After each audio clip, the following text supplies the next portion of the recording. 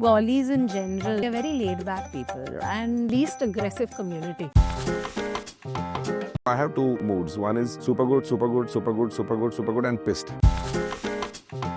What do you want to talk about mainly? What are things? Animals and only animals. What's your equations like with people? I've always said this, I love animals and I hate people. I have to disconnect at some point of time. I need to keep a balance. I'm too much of a recluse, that gets boring. If I'm too much going out and socializing, it gets very overwhelming for me. There was a rape case about a puppy being raped, a 2-month-old. Even today in 2025, the fine against animal abuse was 50 rupees. Yes. The law somewhere is lacking behind. We need stricter laws for any kind of animal abuse. Sociopaths start with animals, then move to human beings. And the reason why they start with animals is because somewhere in their past they have been abused. You'll see 90% of the time people who abuse have been abused themselves. Heaven and hell is both on earth. Yeah. There's darkness and there's light. Even inside us there's a Shiva and Shakti.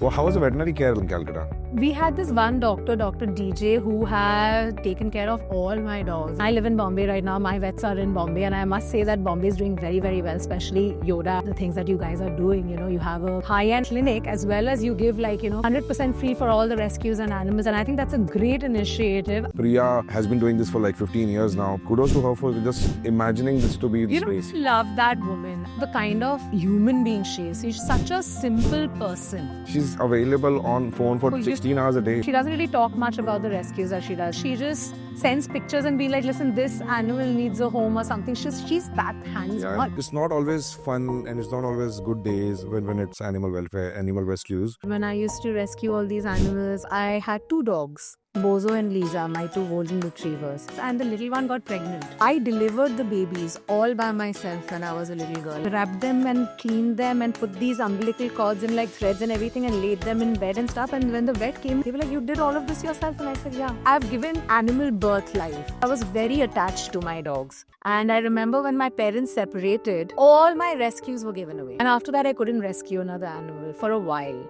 Surprisingly, I got a call recently from an unknown number. They said, I just wanted to tell you that I am the person who had Bozo and Lisa. Lisa just passed away. And she lived a full life. Somewhere I feel like that was the closure I needed from the universe. So sometimes some things are beyond our control, but we do the best we can.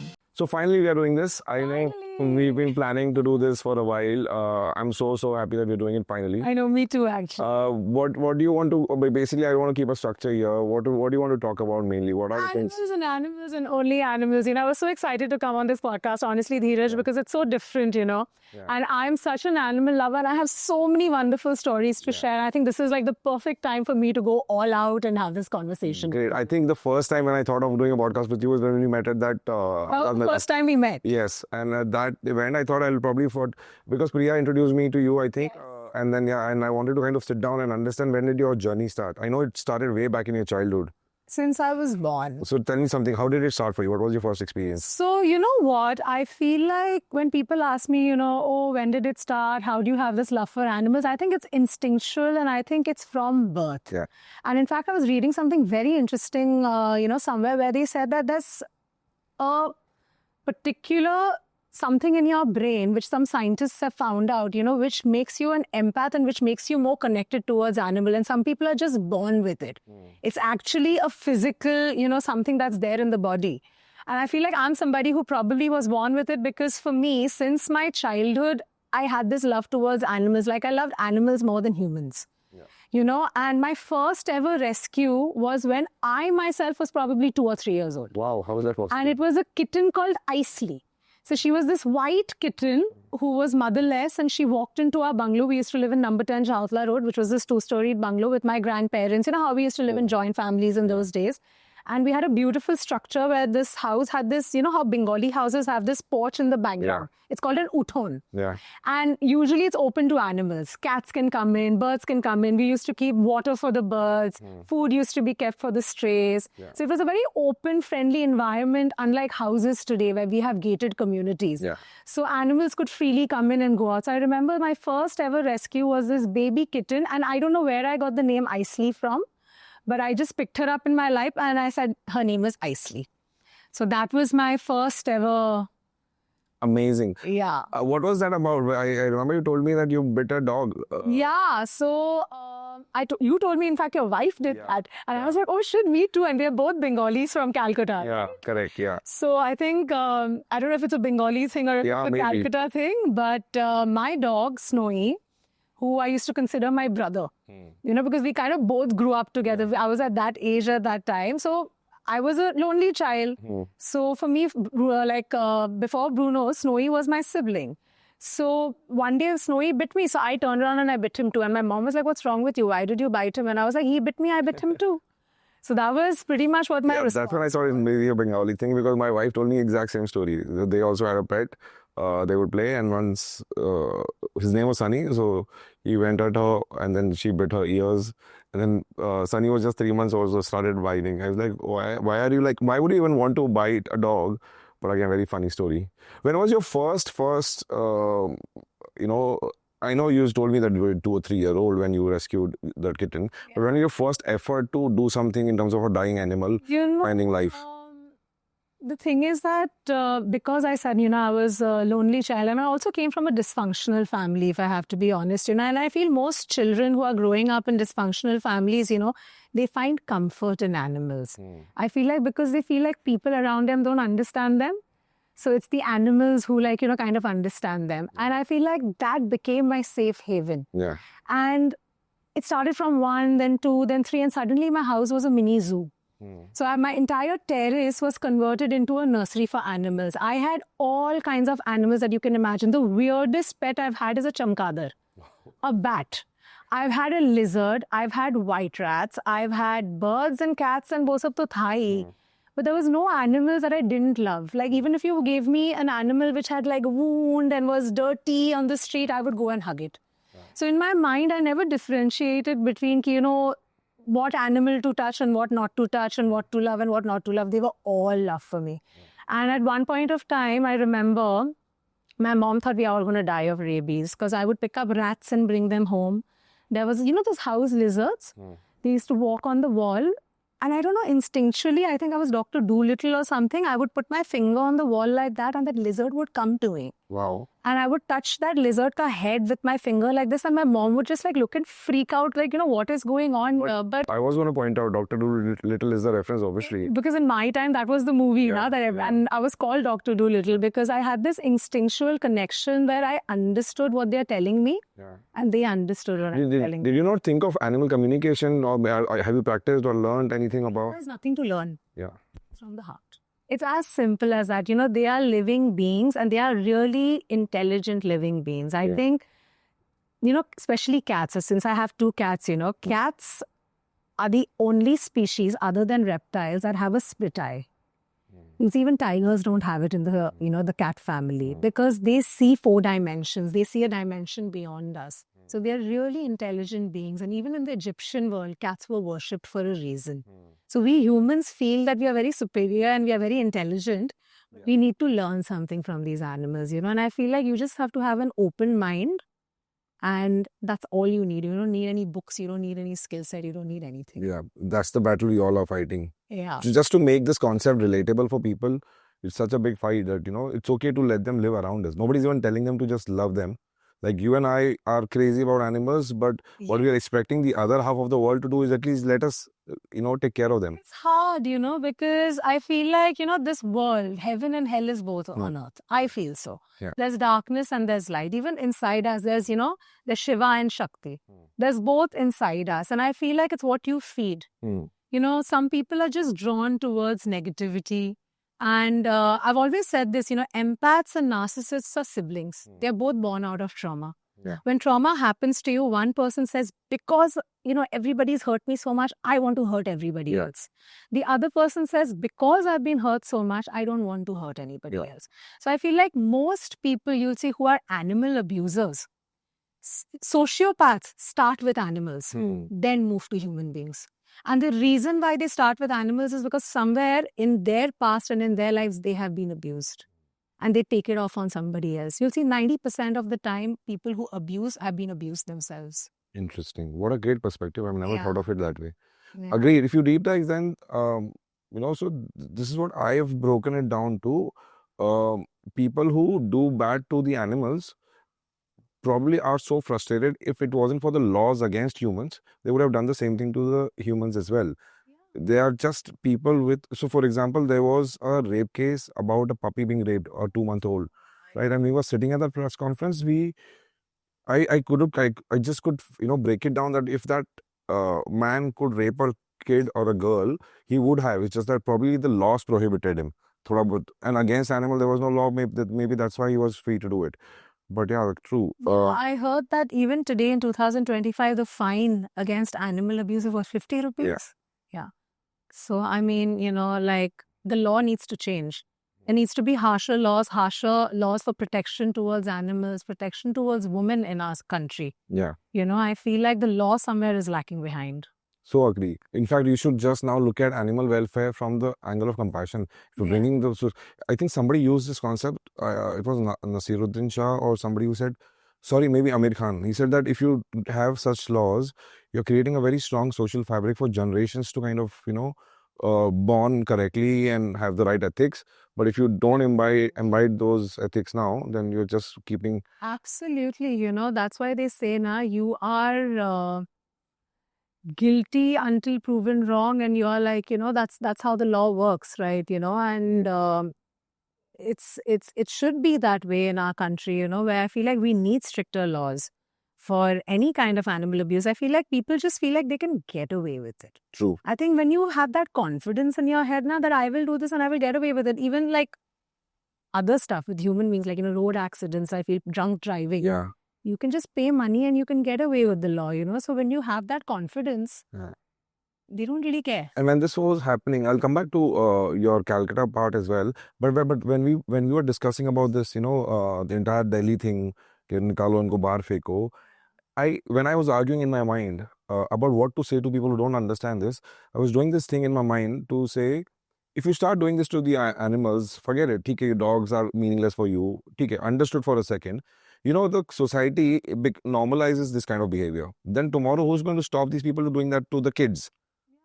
And literally, about a couple of weeks ago, I saw a man brutally thrashing a kid on the road. And that's what the society is getting into, no?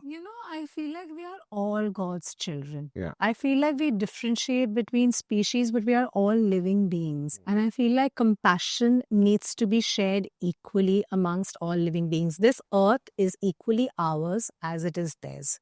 The moment you start differentiating कि ये human का बच्चा है, ये animal का बच्चा है, मैं ये है, वो है ना, you're making these boundaries and these compartments in your own head. You'll see a lot of these aborigine communities where you look at Amazon forests and all of them, the natives before civilization. I have seen documentaries where they hunt because they need to survive, right? And they'll hunt food and they'll probably, and in that kind of a forest, all the protein they get is an orangutan. Yeah. So they shoot these bows with these poison, darts, and they kill an orangutan. And if by chance a baby is left orphaned because they've killed a mother, they take the baby in. The women in the community breastfeed that baby orangutan and they raise it in the same way because they feel like if we have the right to take something from this planet Earth, we also have to give back. And I feel like somewhere we say we are evolved, and we are like, higher superior beings, but I feel like we need to kind of go back, take a step back and realize the real value and the true meaning of life and compassion. So true, so true. Yeah. What do you have to say to people when they just simply can't understand the madness that we have for the animals? I'll layer it also, the question. Let's say if you're passing by a road and, I personally, when I meet a dog, I can't just pass by without touching that. Or a cat. Yeah. I go for walks with my best friend down Carter Road, okay?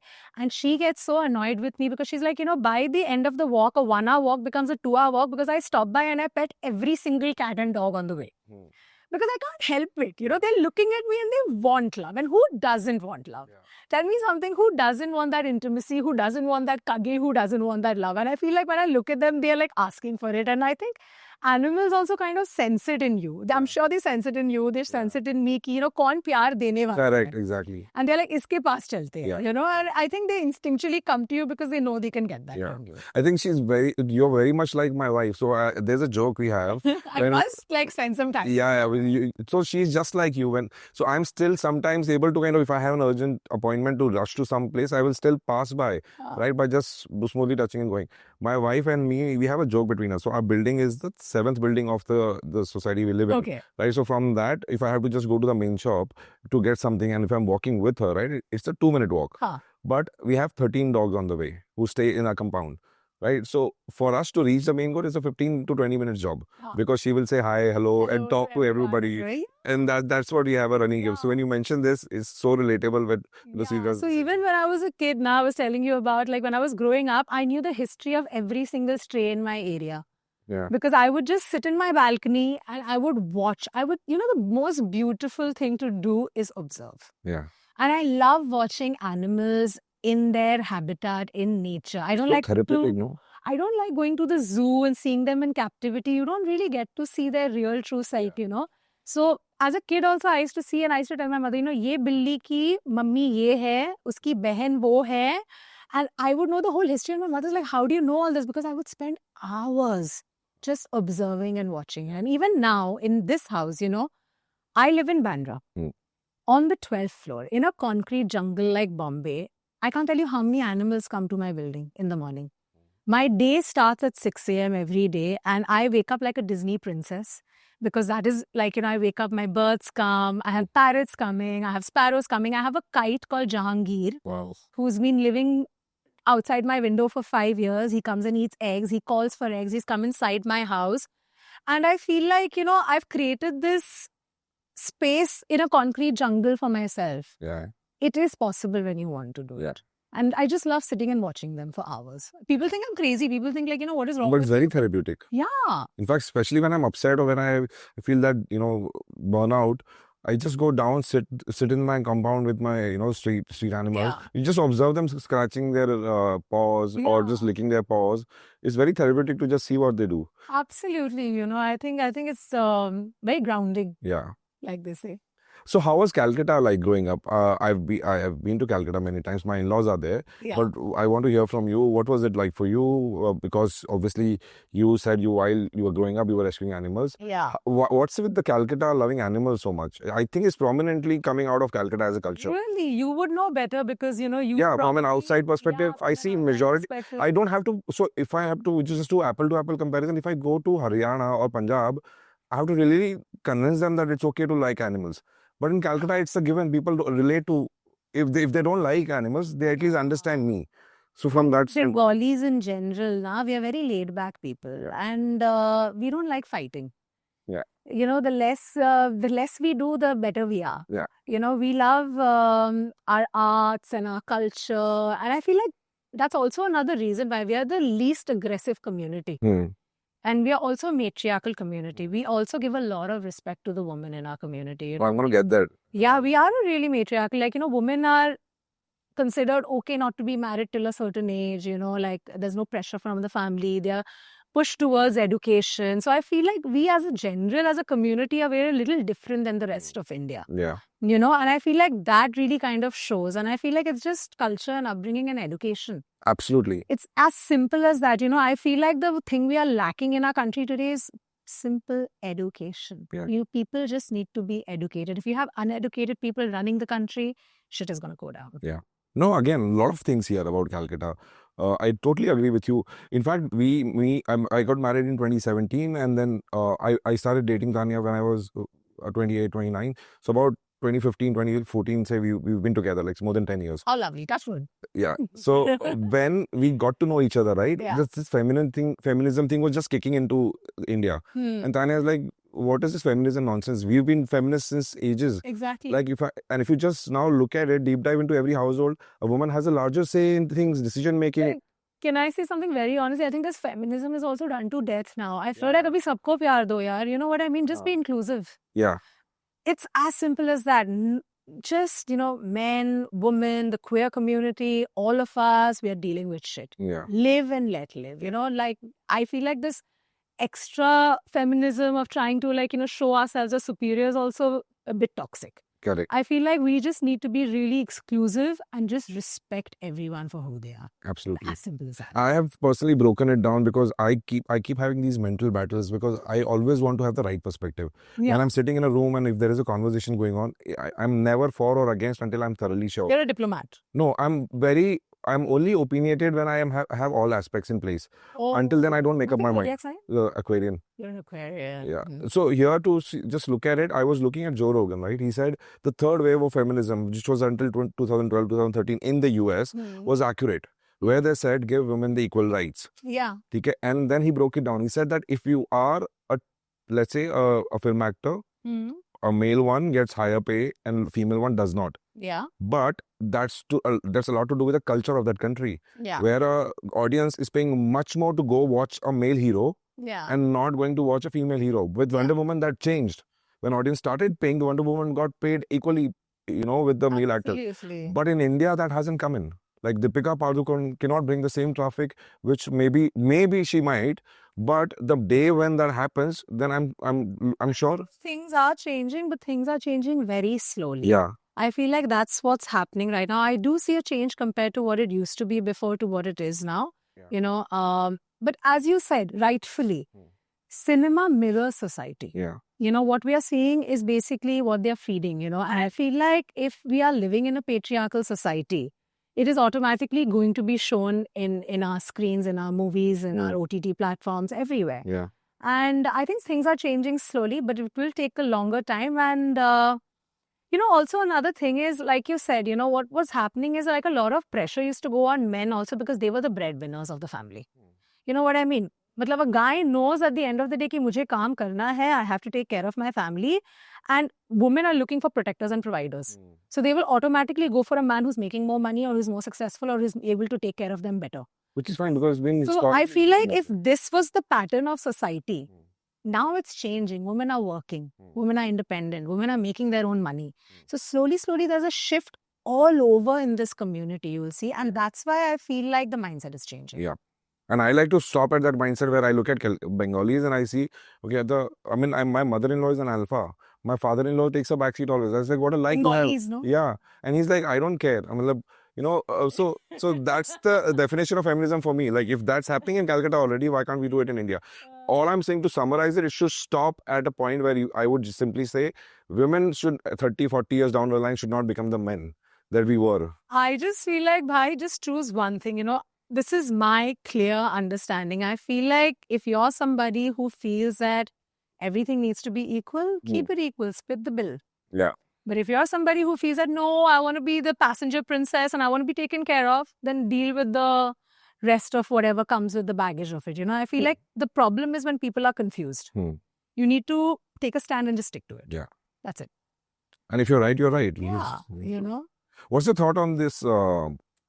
I don't know if that whole equality thing that started back in, I think right before lockdown, everybody was talking about this, and now everybody just because the sound of it, people need to give some or the other information. But I've heard stories where people are like coming on camera and saying, okay, I'm for feminism, I'm this, I'm that, but back at home, they are narcissistic and they're chauvinistic. Yeah, you'll have to deal with all kinds of people in your life, and I feel like after a point, you just choose your battles. Like sometimes I feel like I just like look and somebody is telling me shit. Yeah.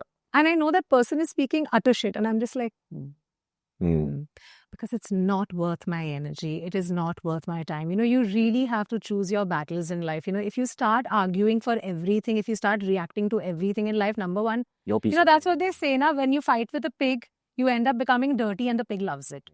So waste your time on important things where you can make a difference, where the other person is in the same intellectual wavelength as you. If they're not, then kya fayda? You're just wasting your energy and you're just like, giving into what that other person was. Because most people who are like, narcissists, they feed off this energy. They feed off reaction. The worst thing you can do to a narcissist to get back at that person is not to react. Yeah. When you don't react, they have nothing to, feed off. They themselves will be fed up and they'll leave you. I'm loving the perspective. I've never looked at it this way. Like it's so simplifying. I've done my PhD in all of this on my own only. Yeah. Because I'm also very philosophy keen person. I keep reading. Most of the knowledge that I gather is obviously through social media, but I have this. actually. I like breakdowns of the issues, and I like to understand if something went wrong. Like I read patterns very strongly. For example, let's say if you and I are behaving in a certain way, right? We had for example, our first tough conversation, or we had a fallout, then we patch up, right? I then second time I know if we fall out, how the patch up looks like, because that's a pattern, right? But if it's happening 15, 16 times in a month time, then it's a toxicity. It comes down to a point where you are very inconsistent with or maybe I'm inconsistent, right? When you break down pattern. Family. But family is toxic. When that same thing is like, yaar, 15 saal se chal raha hai wo, that's family. That's mother. That's family. Mother has their own ways of doing. So when I break these psychological things down, it helps me understand people, read people very nicely. My only flaw is, so I have two moods. One is super good, super good, super good, super good, super good, and pissed. And when I'm pissed, I'm like... So I do not want to see you pissed. I'm like, I'm very patient throughout, and my people will be around me like, why are you tolerating all this? Why aren't you confronting? I said, I don't get into that difficult conversation until I can't take it. And when I can't take it, then that's an end of it. So I refrain myself from getting there with somebody. But that's the only two mood I have. What's your equations like with people when you get to meet new people? I'm actually a recluse. I've always said this. I love animals and I hate people. And in fact, I told you the story in case you remember. My cousin's sister had written this beautiful birthday card. She created this, this book, happy birthday book, not a card. It was a book. And she had like posters and stickers and paintings and all done in it. And in that, she had written a line, my sister, she's this. She only loves her pets and animals.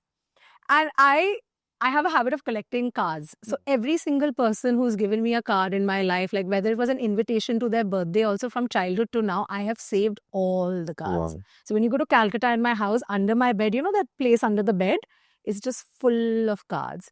Because I feel like I love handwritten notes and memories and stuff like that. That's like my collection. So I still have that card, and sometimes I open it and I read it and I'm like, it's so true. Like for me, I feel like even like I go out, it's like a switch on, switch off in my mind. Like, like I'm in a people's business. I work, I talk to people, and everyone's like, wow, you're so good at this, you're so great at this. And I'm like, yeah, I am. But I have to disconnect at some point of time. I feel like it gets too much for me. And I feel like I need to keep a balance. You know what I mean? Like I need equal, like if I'm too much of a recluse, that gets boring. If I'm too much going out and like, socializing, it gets very overwhelming for me. So I need to keep this balance to keep myself like, grounded all the time. Do you study energy sciences as well? I'm a Reiki healer. Exactly. I think that's got to do a lot with... I've really healed myself. I've got into therapy in January 2024. I've always said this. My age 9 to 10 was trauma. My age 10 to 20 was reaction to the trauma. My age 30 onwards has really been like, finding purpose and coming out of that space and healing myself. And I think that's what's been my journey right now in my 30s. That's what I wanted to, because I am not very deep into this, but I study a bit. And being a Bhairav and Shiv Bhakt, I have been spiritually inclined to know what energy reading is. I was talking to Ridhima in one of my podcasts, and I said, she was like, sometimes I come back home empty when I've been to such a good event. I said, because you are in Nazar. Energy vampire. Yeah. So you are in front of people where you have so much evil eye. They consume so much energy. When you come back home, you're drained. So again, you cut your cords and you heal yourself when you have a day like that. But when I met you, and even now, you mentioned in the beginning that you had a childhood trauma and family issues and all of that. It doesn't come across when you meet somebody with the family issues in the back of their mind. You can see it in the 30s and 40s. Because I'm not a victim, I'm a survivor. Yeah. And it's really out of you want to change the mindset. Everybody goes through shit. Yeah. Nobody's life is easy. Yeah. You can't be stuck in that zone, and you can't have that victim mentality, because you're only going to hurt yourself. True. I feel the best thing to do is, success is the best revenge. Anybody who wants to hurt you, anybody who wants to harm you, anybody who wants to put nazar on you, let them. And the kind of confidence you build for yourself. Yeah, success is the best revenge.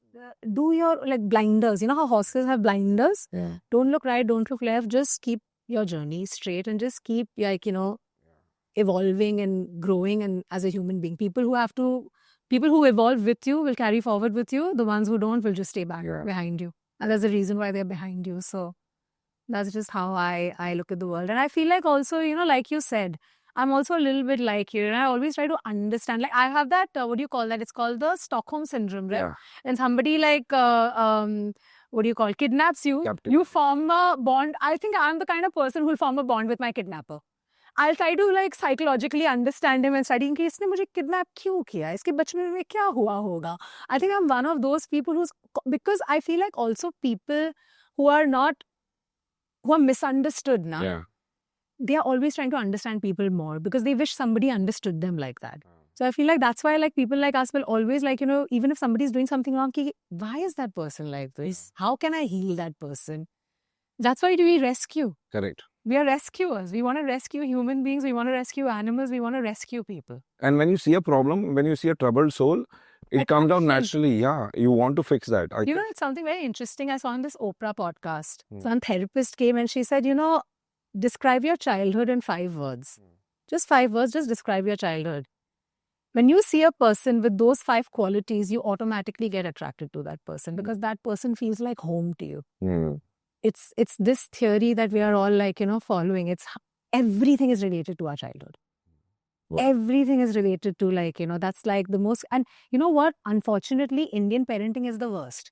Because यहाँ पे क्या होता है ना, we feel 5 साल का बच्चा उसको तो कुछ समझ में नहीं आ रहा है. I have my worst memories from that time. Exactly. They are the ones who are sponges. They are absorbing everything around them. And here we feel like उसको तो कुछ पता ही नहीं है. वो तो बच्चा है. बच्चा नहीं है वो. It's a little person. It's evolving, it's understanding, it's grasping everything, and those memories are going to be with that child forever. Yeah. So, yeah. So when I was healing myself, I didn't take therapy, but when I've read enough, I know how to go back to the childhood and look at those things. The first thing that I remember, I probably was 4-year-old.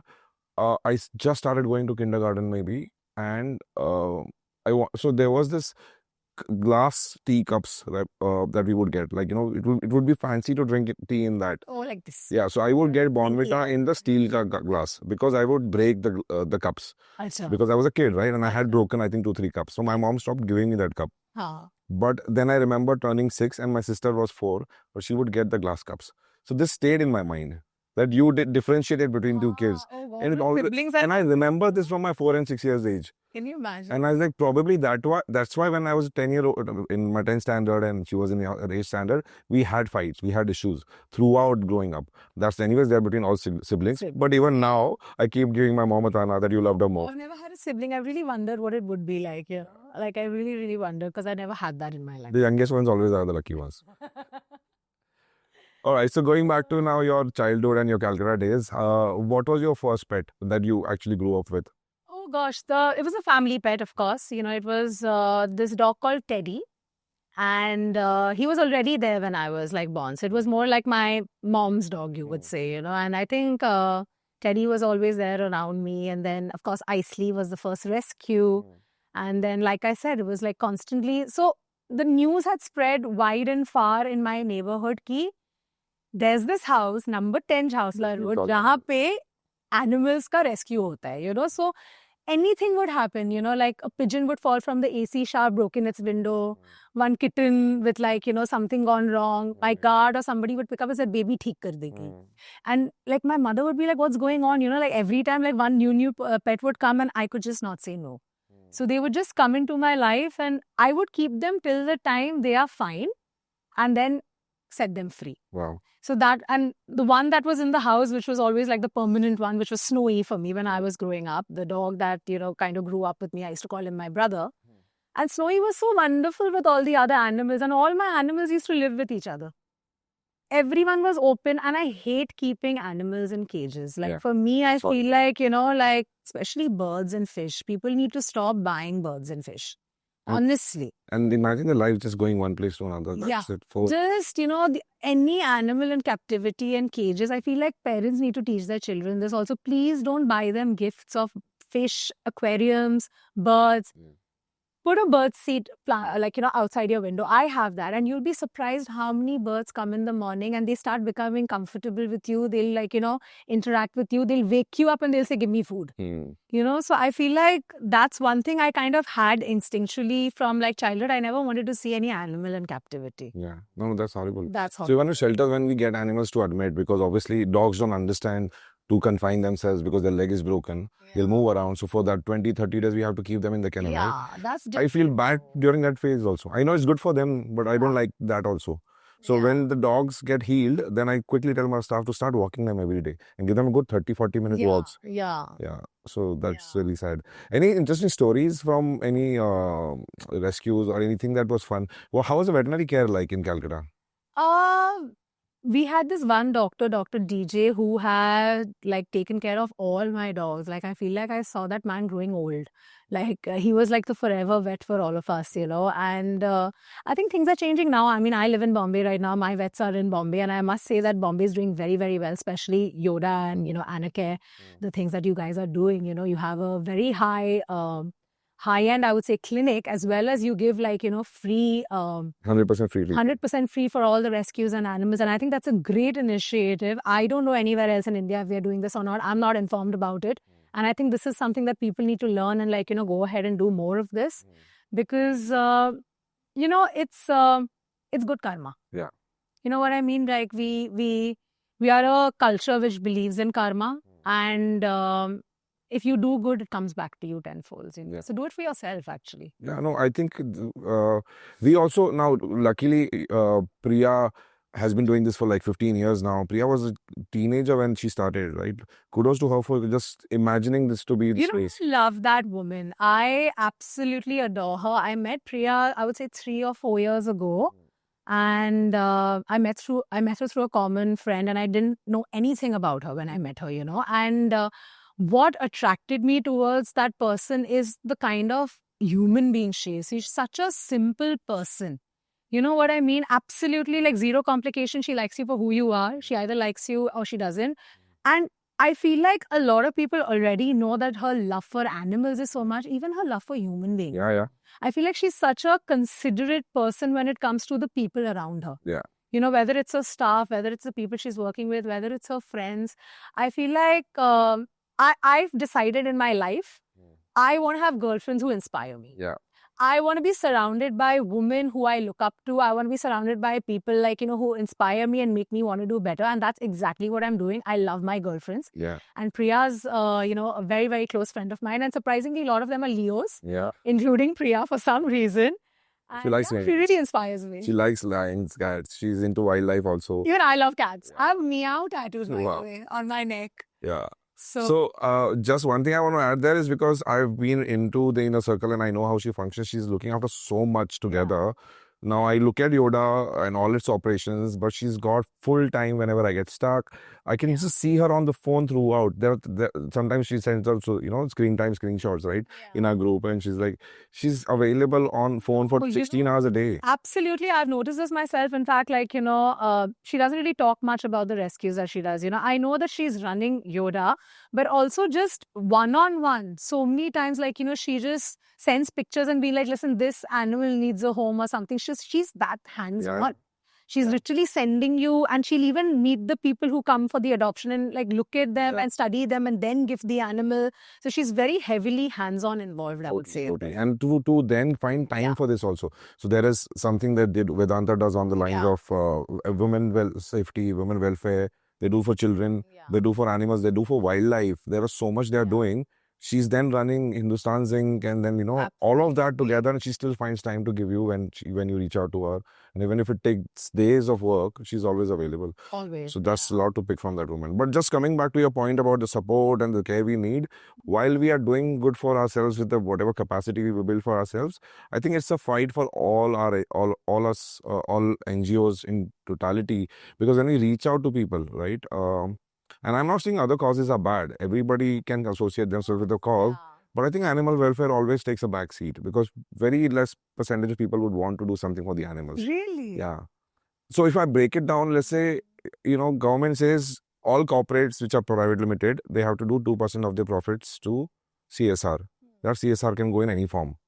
Now, 80% of that fund goes to those, cancer hospitals, child safety, women's safety, all these causes. 20% comes to animal welfare. That to the major companies like Tata, they have their own set of wing, right? So the others don't benefit. There are so many NGOs in small towns, small cities. They're just struggling to find the next meal for their shelter I anyways. feel like, especially in India as a country, we have so many people who are below the poverty line. Matlab ki if a little bit of money also comes, the first thing they will do is they'll use it themselves rather than give it to an animal. You'll see Yeah. a simple example I'll give you. You see the monkey man. Yeah. I hate that. Every time I look at a monkey man, like my blood boils because I feel like, you're making money out of an animal and what are you doing for it? Yeah. At least इज्जत तो दे दो उसको. वो कमा के खिला रहा है तुमको. Yeah. You know what I mean? You're taking that monkey around, you're making it dance around and everything. And that's why I feel like, when these monkey people come, give food and water, don't give money. Because what they will do is none of that money is going to go to that monkey. It's going to go for themselves. And I feel like that's the problem. I feel like people are below a certain poverty line in this country. You know what I mean? And I feel like they are struggling for basic needs and they don't have respect for each other as human beings. That's why animals is just an afterthought. Totally. Yeah. Yeah. So now I want to ask, I know it's not always fun and it's not always good days when it's animal welfare, animal rescues. Tell me about those bad days or the situations where you really felt destroyed, because I lost Cookie and I thought I lost everybody, everything in fact. I don't know if I've ever had a bad rescue story. Maybe once, yeah, recently when I rescued a sparrow. And it was in my Calcutta house and it had fallen from its nest and it was this baby, it had no hair, nothing. There was no way it would have survived. But because of my childhood experience, I saved it. I managed to save it, but it didn't survive after a certain point, because birds are so sensitive. I think that was the only loss I've felt in recent times. So do you blame yourself when it happens? That you couldn't do much? 100%. It's very hard not to blame yourself, because it's your responsibility. And I know you shouldn't, but at that moment, it's a little hard. You will take it on yourself, And I think my most heartbreaking incident was probably when I was little, So I was telling you these stories, right? When I used to rescue all these animals when I was growing up. And while I was growing up, I had 2 dogs after Snowy. Bozo and Lisa, my 2 golden retrievers. And basically, after Snowy passed away, we waited for some time and then we were ready for another dog. And there was a litter. Somebody in the known community had, their 2 golden retrievers had babies. So initially, we had decided to take one and my Masi had decided to take one. So when we went there was one boy and one girl and we picked up both. And then suddenly they decided they don't want a girl.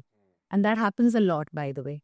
Suddenly people change their minds and they don't want a female pet because they feel like female pets period hoga, ye hoga, wo hoga. It's hard to maintain. It's a problem, Male pets get adopted more easily. And then we were like, we've already got a home now. What to do? Let's just keep both. So we kept both, and they were little. And we didn't know because we've never had 2 dogs living with each other before this. And the little one got pregnant. And I delivered the babies all by myself when I was a little girl. There was nobody at home. I was all alone. And she was pregnant. And suddenly I heard a screech. And I saw there was blood all over the marble floor. And one sack had come out. I thought the baby died. So I panicked. And I started howling. Then after some time, I saw Lisa, the dog, went and started eating the placenta. And I was like, what is she doing? She's eating her own baby. And then after that, I saw she cleaned up the placenta and the baby started moving. And I was like, it's alive. And dog deliveries happen over hours. Yeah. So it started in the morning, it went on to the night, So I called up the vet. I don't know how old I was. Must have been 11 or 10 or something. And I called up the vet and the vet said, you have to clean them with Savlon and warm water. You have to take these threads and tie it in their umbilical cord so that it sheds off. I was a baby nurse. I delivered all the babies, wrapped them and cleaned them and put these umbilical cords in threads and everything and laid them in bed and stuff. And when the vet came in the evening with my parents, they were like, you did all of this yourself? And I said, yeah. And that was I've given animal birth life when I was a little girl, So I was very attached to my dogs. And I remember when my parents separated, we couldn't stay in that house anymore. We had to leave. So I had to leave with my mother. And all my rescues were given away because we couldn't keep them. And I just knew Bozo and Lisa was coming with me. So I remember when I was getting in the car, I was panicking. I was looking at mom and I was like, where's Bozo and Lisa? Where's Bozo and Lisa? And my mom's like, they're coming in the next car. They're coming in the next car. And my dogs never came. God, that's My dogs were given away because, and that time I was very angry. I didn't eat for days. I fought with my mother. I was this rebellious kid. But now I understand that, it was difficult. There was no way we could have, kept the two of them and taken care. And maybe they were given to somebody who would have taken good care. And I think that kind of broke my heart. And after that, I couldn't rescue another animal for a while. And anyways, my life changed. I moved to Bombay. I got into modeling. I became busy. I was living alone. Tab to koi matlab sawal hi nahi tha, And it came back full circle after years to me now. Now that I feel like I'm more independent, I have my own place and I'm more able to take care of them. And I think now it's kind of come full circle. And surprisingly, I got a call recently from an unknown number. I don't know how that person found my number. And they were like, Kaira Dutt-ji. I said, yes. He said, I just wanted to tell you that I am the person who had Bozo and Lisa. And it was my farmhouse that your mother had left them with. I just want to tell you that Lisa just passed away. And she lived a full life. And, somewhere I feel like that was the closure I needed, from the universe. So I feel like sometimes some things are beyond our control, but we do the best we can. But I'm so happy that at least, they had a good life after that. Touch wood, yeah. Mostly when I would have broken homes, the pets take the suffering. But this is such a sweet story. Yeah. What happened about the Valentine's thing that you were talking about?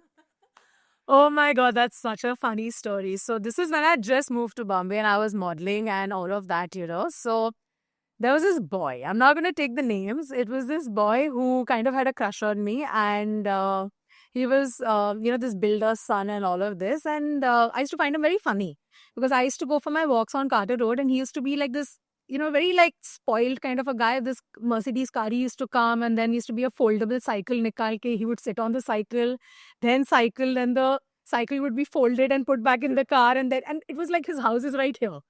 So I would find that whole thing very funny. And then he was like running behind me and chasing me and stuff. And then one day he asked me out. He said, this Valentine's Day, can I take you out? And I said, okay, let's go. And he came to my house. He picked me up. He blindfolded me. He put me in this car and he took me to one of his father's property, which was like this bungalow. And now some very famous actor lives there, by the way. It's in Bandstand.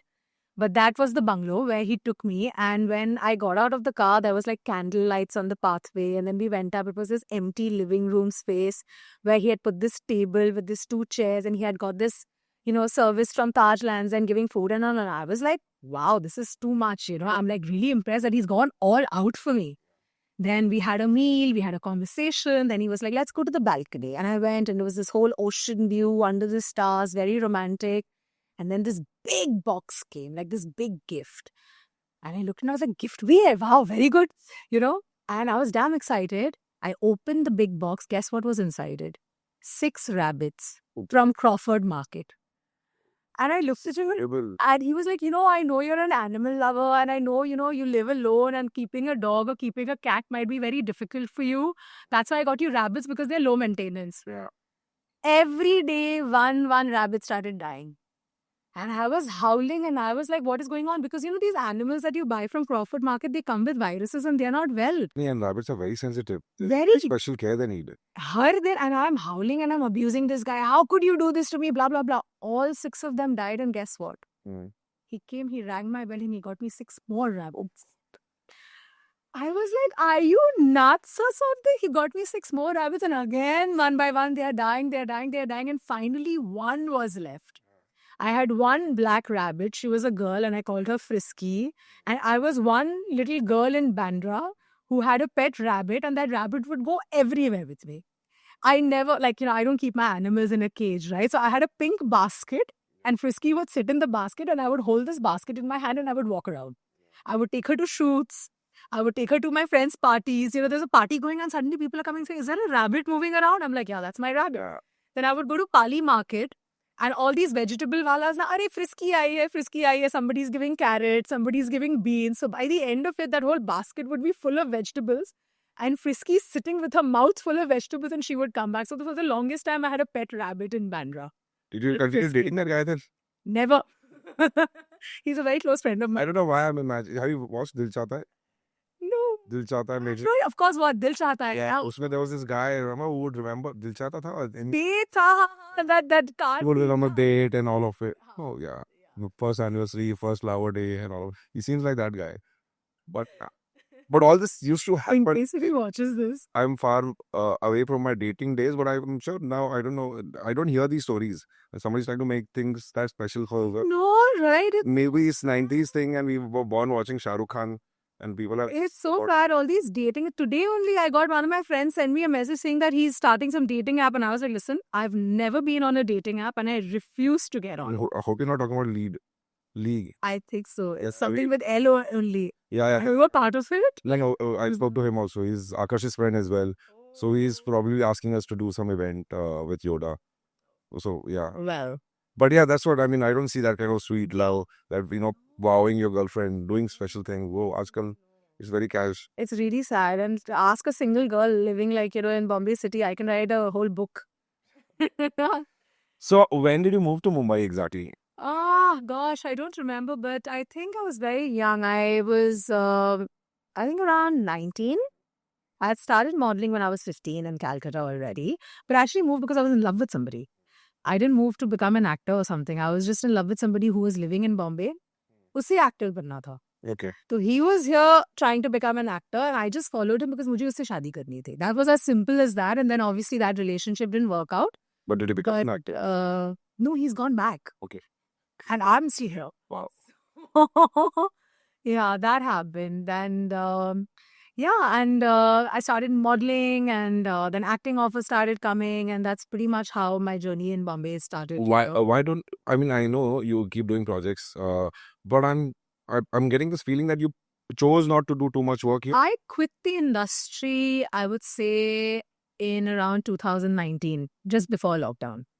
I think that's the time when, I consciously decided to take a break. Did anything triggered that or just took it back? To be very honest, yes, I did have a bad experience, and hats off to anybody who survives and, who makes it in the industry. I have a lot of respect for people who did it. I probably, I would say got affected by that pressure a bit too much and I needed to kind of take a break, and things were getting very difficult for me out here. You know what I mean? There were people who were, kind of making life difficult for me. And I felt like the best thing for me to do is kind of take a break and do something else for a while. And I'm glad I did that, because I feel like for me especially, I started working at such a young age. I started working at the age of 15 and I didn't stop a day. And I never took a break. I never went on holidays. I had a very, every day I was just working. Any holiday that I took also was work, So it was so refreshing for me. People think that, oh, it was such a tragic, traumatic incident. Actually, it was the best experience of my life. Because I feel like you've been given this one life, And if you don't explore the world and explore all these other avenues, you'll never really grow as a person.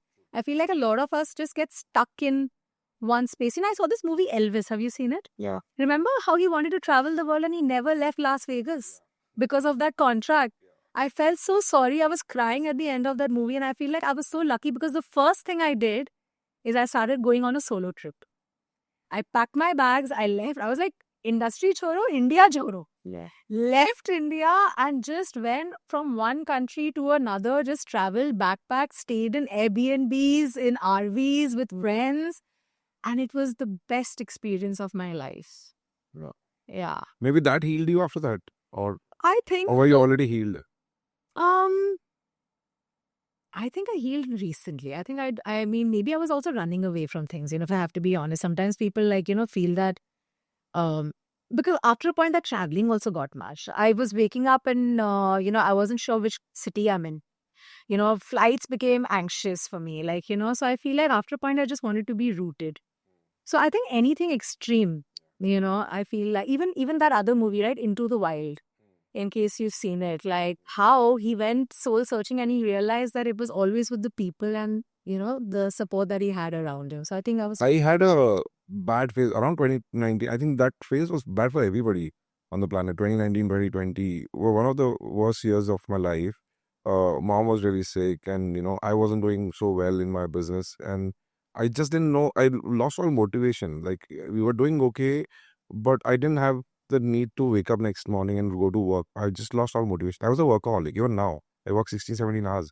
Yeah, Like me too. Priya sends me this new project coming up. Okay, more work coming. I said I need more work. So I mean, my mind cannot stay sane if I'm sitting idle. Yeah. So I need work to keep myself busy. But that 2 years, I just lost all motivations. Like for me, it wasn't a choice, right? Because what happened is like, suddenly my work was getting cut. Hmm. Like I would pick up the phone and people would be like, Acha, oh, okay. And the phone was putting down. So I feel like for me, I was being bullied and pushed out of the industry, and there's not much you can do. Correct. And at that time, I feel like the best thing to do for me was and also, I'm the kind of person like, I'm Bengali. You might know your wife is Bengali, right? We don't stoop in front of anybody. Sure. Sir कटा सकते हैं लेकिन sir झुका सकते नहीं, so the least I could have done is like being like, oh sorry, something. I just could never say that because for me I was like, I'm right, I know I'm right. Also. You're wrong, and the person from the other end was like, मैं तुझे बर्बाद कर दूंगा, I'll destroy you, you'll come back crawling to me. And I looked and I said, I'll never come back crawling to you. You do whatever you want to. Yeah. And I just took that as like, there were so many things, it's another podcast altogether. But I just left the industry and like, I did whatever I had to. I needed to make money. Then I got into hospitality. I had a job. And, but I think creative people, number 3, will be the happiest when they are creating something. Like I feel like for me, I might do whatever I do in my life, but I feel like I'm the happiest when I'm creating, whether I'm like, dancing, whether I'm writing poetry, whether I'm playing the piano, whether I'm painting. I feel like that's where I feel like the most alive. And I'm glad I'm coming back. Yeah. I've healed, I'm stronger, and I'm coming back with a bang, hopefully. That's where I want to get to now. So you're starting a podcast, and I've been doing this now for like good. We've spoken for good 45 minutes now, and I can clearly see why this makes sense, and you will be so good at it. Because 2 things about that I've learned about podcast is, one is ability to keep the conversation going on, and the second thing about the insights you bring into the conversation as a host yourself. That you can't just be asking questions, otherwise you become an interviewer.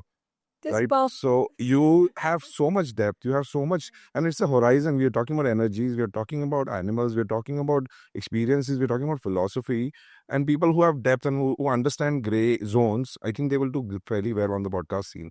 See, that's why they say, right? Adversities make you interesting, a smooth sea never made a skilled sailor. So I feel like everything that I've been through has made. And it's so well read also. Obviously, Calcutta brings that in people. So, yeah, this is great.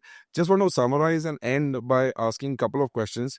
I don't know what's your interest level on the spirituality side, but this is something that I do personally ask because I'm inclined towards Shiva Bhakti. I'm inclined towards, mantra. I also have been to Kamakhya, I've been to Kali Ghat, I've been to these all pits across India. So what's your? It's in my Kundli. Yeah. It's in my. Tell me more. It's like from childhood. So my grandmother has been a huge influence in my life. My nani, my mother's mother. I feel like I'm very much like her. She was a very strong lady. My great grandfather was the first Hindi cartoonist. His name was Parikshit Rajpande. He's UPI'd, and my grandmother is Bengali. So she took over the business after his death. She never spoke a word of, English, and she traveled to America, Japan, everywhere. And she used to move around in a Lal Batti press car. Very strong lady, iron lady. She taught me swimming. But she was also extremely religious. Like she would wake up at 4 a.m. in the morning. She would take a bath. 5 a.m. she would water the tulsi plant. She would sit in a room which was like, the room was like a temple. But there were gods everywhere and so much patience, chandan baat ke, flower leke, patience ke saath, every day doing that. I've grown up watching that. My father's side, my grandmother's German, my father is Bengali. So I'm like quarter German, quarter UPI, half Bengali. I'm a total mix. And I've got the best of all the cultures, But I feel like spirituality, like I used to go to church with my one grandmother on Sundays. And I used to go to the temple also with my other grandmother. So I feel like I was always confused what religion I am, but I chose spirituality. I feel like there's a higher conscience above us. Yeah. Something is guiding us, and I respect that. And I respect all religions.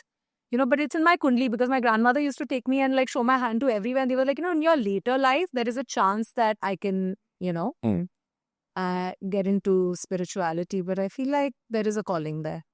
I'm sure you will once you get. I got drawn recently, so I have been doing. When I say religious, I haven't been religious at all. I got inclined towards this around 2021, 22 when I lost Cookie. I lost Leo in the span of 5 months, right? And Cookie was my first pet that I nurtured and took care of. Before that, I had pets when I was back in home in Ahmedabad. But when I moved to Mumbai, when I started living alone, Cookie was our first pet. When she passed and 5 months later Leo passed, I was shattered. I was like, this is not helping me. But they're around you. Yeah, but that's around that time I came across Bhairav through some experience, right? And ever since I started using certain practices that I was, that I encountered with, probably a job that somebody told me to do, and I started doing it, I saw great relief. The first time I did that job, the tears started rolling out of my eyes. Please. And so normally when you cry, you have that heavy throat and you have that, some close, you feel thoda sa, when you're crying, your muscles are contracting. On that day, I was crying, but nothing was contracting. It was just the tears rolling out. And it didn't stop. So that's when I realized there is some power to this mantra. And from that time onwards, I've been towards... 100%, So my dog, Bruno, who was my son. So Snowy was my brother and Bruno was my son. Bruno came into my life on Valentine's Day. But I have a lot of Valentine's Day stories now, I'm just realizing. And the first time he came into my life, he had kennel cough and all the doctors said he won't survive. That dog lived for 15 years. And he didn't age a day. Mama's genes. I'm just saying that, he had lost his eyesight. He had arthritis. He couldn't hear anymore. But that dog spirit, if he would be jumping and happy to see you when he saw you, And none of us expected that he would pass away. But he had to because he was 15. He lived a full life, touch wood, And the day he passed away, I was broken. And I said, I'm never going to keep a pet again. 9th February, Bruno passed away. 21st February, my yoga teacher found an abandoned cat, got her to my house. And that cat is still in my house. Her name is Elsa. And it is my Bruno's soul that has come back into my life. My baby couldn't leave me. It needed a body, found a body. Because there are so many behaviors of Elsa, which is exactly like Bruno. I'll tell you a strange story. I'm getting goosebumps because you're telling me all this now. My mother and I, we do video calls, okay? Elsa has never seen my mother. I've just rescued her. My mom started talking. Elsa just came out of nowhere, wanted to get inside the phone and go towards my mother. My mother started howling. I was howling. It's, animals, they are around you. You can't explain these things. You can't explain these things. And then I wanted a pet for my pet. I was like, Elsa is alone. Uske liye, what should I get her? Should I get her a tortoise? My vet was like, you're crazy. You want to get a pet for your pet? And I was like, yeah, because she's alone. 30th June, in comes Luna, my second daughter. They're both my daughters, after my son Bruno passed away. Luna's story was that some friend's friend bought her online, wanted to gift her to his niece. After buying the pet, realized that the father's allergic and wanted to get rid of this cat. Called me in the middle of the night and said that, listen, I've got this cat. I said, see, I already have a cat. If I can keep it, I will. If I can't, I'll find a home for it. I thought next day they'll bring the cat. 12 baje raat ko they rang my bell. They just want to dump it. No cat food, no, kitten formula, nothing. Just came and gave the kitten and went away. And I was like, okay. And she was meant for me. And now if you come into my house, you will see my name board outside my house is Kyra Elsa Lizwa. Yeah. And that's my family and that's my life today. And I feel like they've just brought so much love into my life that, they just really fulfill me. Super amazing. Yeah. So again, I cut you there, but I wanted to go back into your podcast. Can you tell our audience a bit more about why you're getting into it? What do you plan to do with it? I was told I talk too much. I was a very shy kid. I could never talk. I used to be the one that was hiding behind my mom's pallu. And then, if somebody would ask my name also, I would be so soft, you couldn't even hear my name. I was one of those kids. I don't know how I got into acting. I don't know how I did theater. I don't know how I got into modeling because it was so different from my personality. I really had to, and I've always done this. I've overcome fear. I had fear of water. I've gone deep sea diving. I've had, so I feel like it's a personal challenge and it's a personal achievement for me to overcome every single fear in my life. And I think one of them was like, and also I feel like, especially after everything I went through now, I used to give a lot of fucks before. I feel now I just don't give a fuck.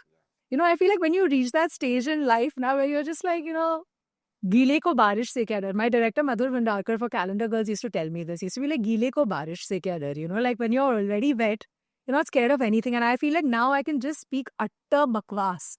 And I talk so much. I used to send these long voice notes to my best friend. They were like, my longest voice note is 15 minutes.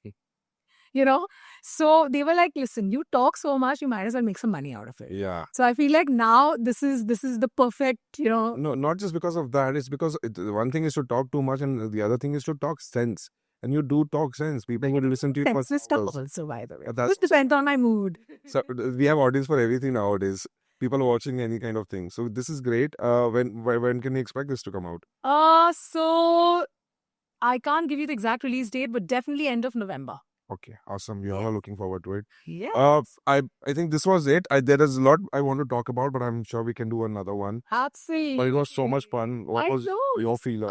I'm glad, like finally we did this and this was absolutely worth it. And they say na, der aaye durust aaye, but Yes. this was perfect. And I just want to pitch in my podcast. It's called 30 and Thriving.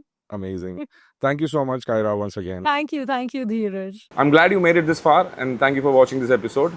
Looking forward for your support for all my future episodes. So please like, share, and subscribe. Thank you.